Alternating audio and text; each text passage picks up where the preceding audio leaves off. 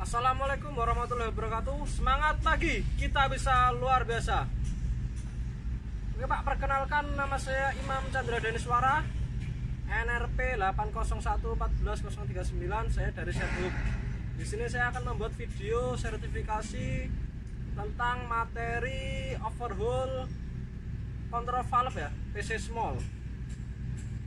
Untuk daftar isinya nanti yang pertama yaitu proses persiapan sebelum overhaul, yang kedua proses disassembly, ketiga proses inspection dan measurement, yang keempat proses assembly, dan yang terakhir yaitu testing and adjusting. Tapi sebelum kita masuk ke materi, alangkah baiknya kita perkenalan dulu terhadap part-part yang terdapat pada control valve PC small. Mari Pak. Oke Pak, di depan sini sudah terlihat ya kontrol valve. Di sini untuk kontrol valve ini fungsinya yaitu membagi, menyuplai dan mengatur suplai oli dari pompa menuju ke attachment Pak ya. Di sini ada banyak komponen ini Pak. Untuk yang ini terdapat ini ya, terdapat 6 spool. Yang paling atas ini servis spool ya. Ini tidak terpakai. Biasanya dipakai ketika ada breakernya untuk pemecah batu. Dan yang ini yaitu spool bucket. Bawahnya spool left travel, bawahnya lagi spool boom. Terus bawahnya spool boom ada swing. Bawahnya swing ada right travel, dan paling bawah ada spool arm. Terus di belakang kontrol valve ini,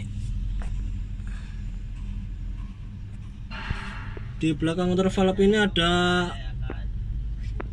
merger divider, terus sampingnya ada reducing valve, tapi nggak kelihatan ya karena kotor.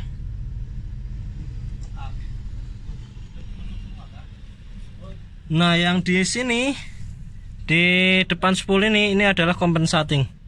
Sesuai tadi yang saya sebutkan. Ada boom, ada right travel dan seterusnya. Nah, ini ada unload valve ya. Ada dua unload valve untuk rear dan unload valve untuk front.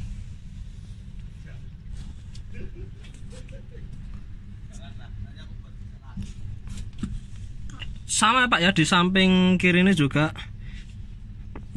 ada compensating, ada spoolnya sama, tapi yang membedakan yaitu kanan kiri itu spool untuk head ataupun bottom, untuk reverse ataupun forward, gitu aja Pak. Nah, yang di belakangnya sini ini ada safety valve-nya yang bawah, terus ada suction valve-nya. Nah, untuk ini adalah relief valve ya, relief valve. Terus ini ada two stick relief valve-nya.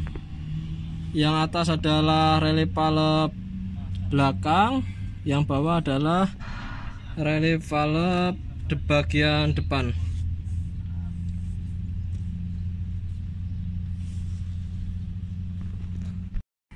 Nah, terus yang ini hose Pak ya, hose dari PVC menuju ke spool yang untuk menggarapkan spool ke kiri atau ke kanan. Terus di bawah sini ada boom drip prevention valve ya, untuk mencegah boom itu ngedrip, sama yang di arm juga ada, yang di arm yang di bawahnya.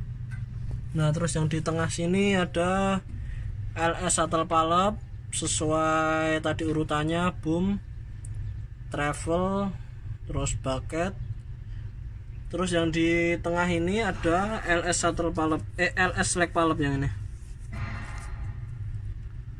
Mungkin itu saja Pak komponen-komponennya yang terdapat pada control valve. Terus selanjutnya yaitu masuk ke dalam materi persiapan sebelum overhaul. Baik Pak, masuk ke dalam materi Pak. Untuk pertama yaitu persiapan sebelum proses overhaul, apa saja kritikalnya. Yang pertama kita persiapkan toolnya dulu Pak ya, toolbox lengkap, terus alat safety shoes, kacamata, helm dan lain-lain. Terus special tool seperti special tool measurement ya, seperti offset, micrometer, insight micrometer, terus color checker, vernier caliper, dan nanti ada special tool slip sesuai dengan part number pada shop manual. Yang ketiga itu persiapan dokumen seperti shop manual, partbook, QE5 untuk disassembly, QE4 untuk assembly, terus PK2, PSN, dan dokumen-dokumen SBPR seperti MAR, BPP, problem log, dan lain-lain. Nah, sebelum kita melakukan disassembly, critical point-nya yaitu kita harus pre-washing dulu komponennya ya. Kita bersihkan semua kotoran yang ada pada luar ini control valve, agar kotoran yang ada di luar ini tidak masuk ke dalam control valve, ke dalam sistem, sehingga nanti akan menyebabkan problem ketika dilakukan assembly ataupun ketika sudah selesai assembly. Terus setelah pre-washing selesai, kita persiapkan untuk tempat kerja kita untuk overhaul. Pastikan rapi, dalam kondisi bersih dan aman ya, supaya kerja kita enak dan kualitas kerja kita bagus. Mungkin itu saja untuk persiapan proses overhaul. Yang kedua, proses untuk disassembly. Disassembly kita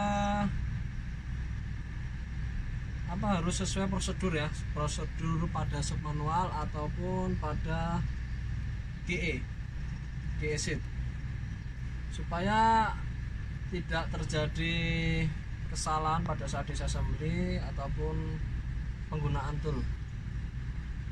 Terus untuk disassembly-nya pastikan kritikalnya itu kita marking ya, kita marking antara kiri kanan, terus cover atas, cover bawah, supaya nanti ketika kita melakukan assembly tidak terbalik. Kita pisahkan antara cover atas dengan main control valve, kontrol, terus cover bawah kita pisahkan. Ketika kita pisahkan, kita bersihkan langsung, terus kita tutup pakai ini ya, pakai lakban ataupun pakai plastik wrap.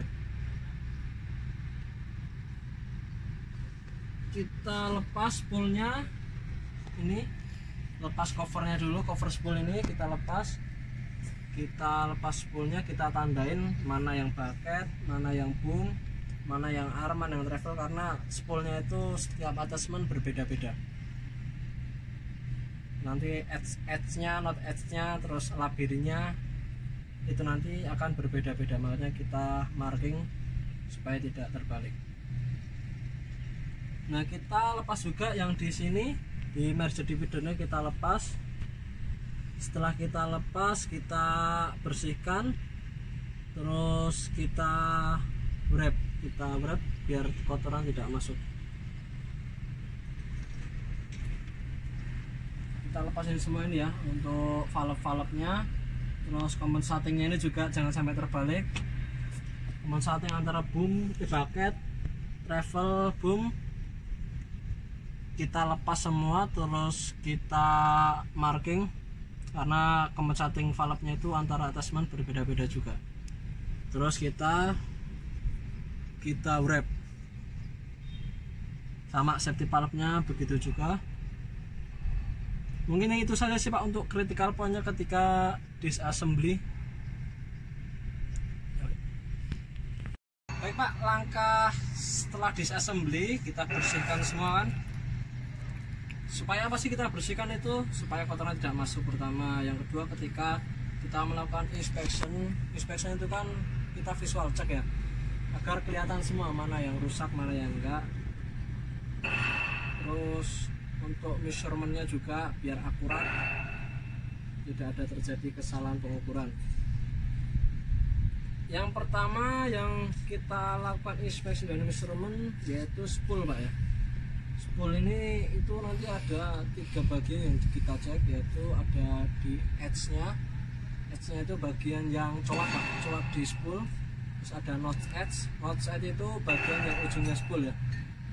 Itu mengalami dent, worn ataupun ada cacat, itu kita cek. Terus labirnya juga, labirnya sudah aus atau belum. Terus kita cek untuk kondisi spoolnya itu sekret atau tidak ya. Biasanya kita pakai kuku ini, ujung kuku kita gini, nanti kita kerasa. Nah, terus kita lakukan pengukuran Pak, pengukuran terhadap tebalnya spool itu apa, di spool itu kan bisa kita ukur, terus hasilnya berapa, terus kita ukur di bagian housingnya. Nah itu enggak, untuk selisihnya itu jangan antara 0,0005 sampai 0,0015. Itu standarnya, standarnya di situ. Jadi antara spool dan housing. Tapi sebelum kita mengecek itu juga kita harus mengecek housingnya itu ada sekret atau tidak. Terus ada chipping, biasanya ada discoloration, perubahan warna, dan di spool itu juga kita lakukan visual discoloration ya, ada perubahan warna atau tidak karena panas. Setelah spool sudah cek dan housing dicek, nah langkah selanjutnya itu mengecek antara spool dan housingnya. Kita masukkan spool, itu kita sliding smooth atau tidak. Nah ketika kita sliding ini kita putar 180 derajat, sambil kita putar 180 derajat. Nah misal kalau ada scratch itu harus kita repair ataupun repair housingnya ataupun kita ganti spoolnya. Kalau misal parah ya nggak bisa di repair, harus diganti. Terus langkah selanjutnya ketika spool sudah dicek, itu kan juga ada oil surface-nya, itu juga dicek di spool. Terus setelah spool kita lakukan pengecekan pada valve, main relief valve itu kita cek untuk apa, pilotnya ada cacat atau tidak, terus orinya ada yang rusak atau tidak. Pastikan valve seatnya itu tidak mengalami aus, crack ataupun dent ya. Sama seperti valve semuanya sama juga pengecekannya seperti itu. Kita cek oil seal-nya, kita cek valve seat-nya. Kalau ada springnya kita cek springnya. Nah spring itu ada 3 pengecekan ya, untuk free length, installation length, dan install load length. Jadi ada 3 cara pengecekan spring Pak ya. Yang pertama itu free length, itu ketika tidak ada beban kita ukur pakai vernier caliper, itu hasilnya berapa, kita cocokkan pada standarnya di shop manual ataupun BGE. Setelah itu kita cek install length. Install length itu spring keadaan terpasang pada dudukannya, nah itu kita ukur. Nah yang ketiga install load length, yaitu ketika diinstal terus diberi beban, jadi dia akan memendek. Nah nanti disitu ukurannya berapa kita pastikan pada standarnya di shop manual ataupun BGE. Mungkin itu saja untuk inspection dan measurementnya. Kritikalnya di situ saja Pak, sama di sesilnya ini, valve ini. Terus nah di merger divider juga ada spoolnya, kita cek juga. Mungkin itu saja Pak untuk inspection dan measurement. Nah ketika kita sudah melakukan inspection dan measurement, kita akan menemukan datanya Pak, data part mana yang akan diganti dan mana part yang akan dipakai ulang atau di reusable. Nah kita pisahkan antara di reusable dan diganti Pak ya. Yang diganti ini nanti biasanya ada ranknya, rank A, rank B, rank C, rank AS, rank BS, dan rank CX. Biasanya kalau orang ini kalau kita overhaul pasti kita ganti semua Pak, karena itu di rank A. Nah kalau untuk spool terus safety valve itu nanti masuknya di rank B ataupun di rank C. Yang pasti yang kita ganti semua itu pada bagian o-ring atau bensin. Terus setelah kita melakukan recommended part, kita order, barangnya datang, kita lakukan assembling.